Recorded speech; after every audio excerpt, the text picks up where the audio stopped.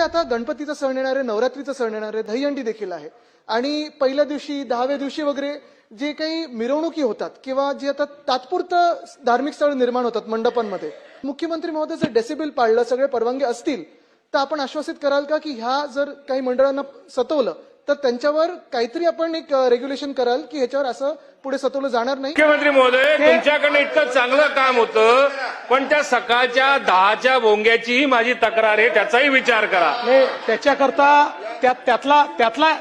त्यातला एकच प्रॉब्लेम आहे की आता ध्वनी प्रदूषणाच्या विरुद्ध आपल्याकडे कायदा आहे, पण विचाराच्या प्रदूषणाच्या विरुद्ध अजून कायदा व्हायचा आहे.